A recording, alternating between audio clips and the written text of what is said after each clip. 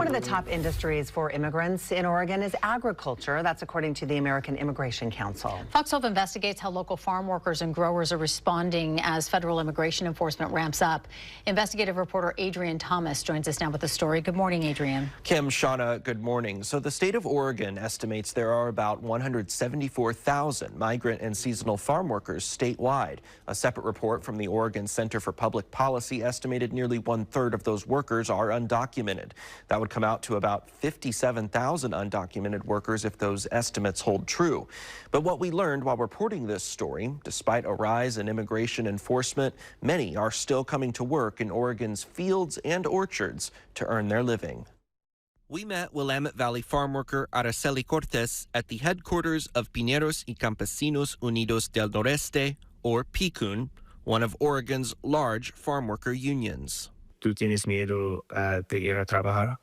Sí. Cortes is undocumented and says she has worked on Oregon farms the past 14 years to support herself and her teenage daughter. She says she and fellow farm workers have been extra concerned this year amid a rise in activity from Immigration and Customs Enforcement, or ICE. Definitivamente es una experiencia. The experience has been very different this year because we've always heard about ICE and that there's been detentions, she tells us, but not like from January to now. We hear they're detaining people because they have either a record or something on them, but yet we see people being detained that are regular workers just like us. While Cortes has not witnessed any detainments personally, she has heard about ICE targeting agricultural workers elsewhere. President Donald Trump has, in recent months, expressed sympathy to farmers' need for an adequate labor supply, but as of now, there aren't clear policies from the administration about any changes for these workers.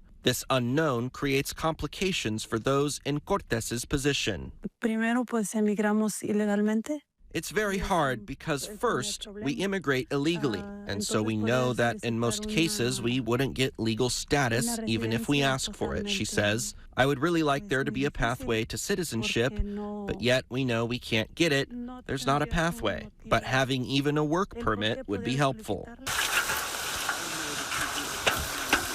Mike McCarthy is a first-generation pear farmer in Hood River County, an area he says produces 40% of the United States pear supply. We met McCarthy in September during peak pear harvest. Many of his workers, he says, are part of the H-2A visa program, which permits farm workers from other countries to live and work in the United States on a temporary or seasonal basis. We feel like we have a good workforce, and of course, the major reason for that now, though, is that most growers are transitioning to H-2A, which is the Department of Labor guest worker program in the United States. And many farmers are now using that program to supplement the domestic workers. According to federal immigration data, H-2A visa approvals reached a 10-year high in Oregon in 2024, with over 27,000 workers coming to the state. And in the first 3 quarters of 2025, almost 19,000 approvals. McCarthy acknowledges the benefits the H-2A program has brought to Oregon's ag industry, but he says the cost to do business can be hard to keep up with. I think the H-2A program will continue. We're hoping it will be streamlined and some of the costs reduced. Our wage rates are pushed up too high.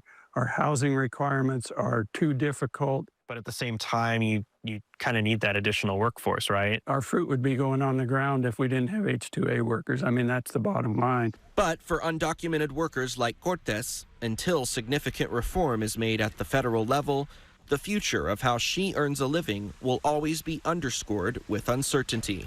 The government is calling us criminals, but we're not all criminals, she says. Many people are working illegally, yes, but we're just working. We really contribute a lot to agricultural work.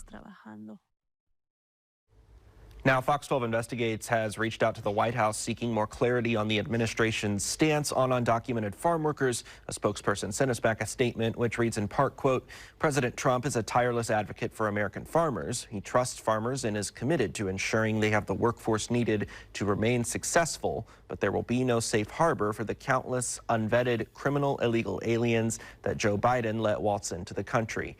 Removing these dangerous criminals and targeting the sanctuary cities that provide them safe harbor is a top priority for the president. And Shauna and Kim, Portland and Oregon, of course, are one of those sanctuary states and cities at odds with the president right now. We've been seeing it play out over the last week. Okay, so let's talk about the visa process, because both the workers and their employers have some concerns about this. How's the White House responding?